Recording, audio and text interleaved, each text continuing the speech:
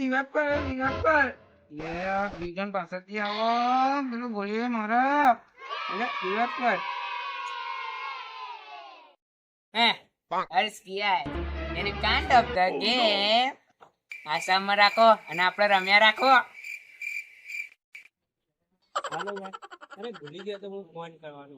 એમાં કેમ આટલા બધા નખરા કરાવે? રિયલી માં ભૂલી ગયો તો. તું તો આવ બહુ નખરા કરે, કંટાળી ગયો હું તો તારા. ચાલ બુક ફોન. તો આવી ગયા જોરું ના જોરું નહીં વાવાઝોડું. શું કરતા વાવાઝોડા? આજે ફોન કરવાનું ભૂલી ગયા. આમાં તો પથાઈ દે ને પથાઈ. આ રિલેશન માં તો રહેવાય.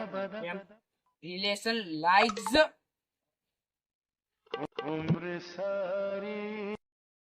સાલું મગજમાં નથી આવતું આ રિલેશન એટલે શું પછી એમાં શું રહેવાતું હોય? પ્રેમ તો કરવો જોઈએ ને જીવનમાં. મા બાપ ને કરીને છોડીએ. હા તો કરું જ છું ને. હવે ક્યાં કરે છે આખો દિવસ બાબુ હજુજી બાબુ મુત્રીજી આ બધું તો ચાલતું હોય તારે. એનું રિલેશનમાં રહેવું હોય તો આ બધું કરવું જ પડે. એટલે તો કઉ છું સિંગલ રહેવામાં જ મજા છે. પછી સિંગલ રહેવાના કેટલા ફાયદા છે? અસંખ્ય ફાયદા છે પપ્પા. હું તને 5 ફાયદા કહે ને તો તું સંન્યાસ લઈ લેવી. ખિસ્સો હંમેશા ભરેલો. ફાયદો નંબર 2, આપણે કોઈ પણ છોકરીને ફ્રેન્ડ રિક્વેસ્ટ મોકલી શકીએ. એ નોકરી છે સીધી ઇન્ક્વાયરી આવે ને. હા જો ફાયદો નંબર 3, આપણા લગ્ન ક્યારે થશે, આપણા કેવી રીતે થશે, આપણા છોકરાનું નામ શું હશે, આ હશે પેલો હશે તે હશે, એ બધી વાતથી મુક્તિ આપવું. સમજ્યો? ફાયદો નંબર 4, આખો દિવસ પબજી રમવાનું, કોઈ બોલે જ નહીં. આપણે તને મળે છે રમવા? ફોનમાં જીવ તો આવું જોવા મળે ને. હા. ને ફાયદો નંબર 5, સુખીથી જીવન જીવવું. ને પોઈન્ટ વાળી વાત એ છે કે રિલેશનશિપ વાળા માટે આ ફાયદા ગેરફાયદા છે.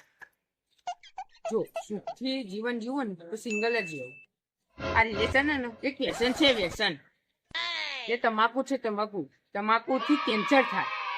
રિલેશન થી સીધો હાર્ટ એટેક આવે.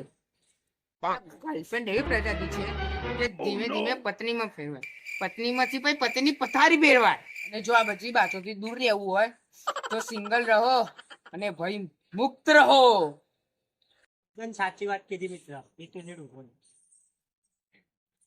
હેલો, મારે તારી જોડે બ્રેકઅપ કરવું છે. ના, મારે તારી કાંઈ વાત નથી. શું થયું એ તો કે પણ. Hello, I love you. ટુ ઓલા કદીણાને ફોન આપતો. આઈ લવ સોન. આજ પછી ફોન ના કરતો. બાય.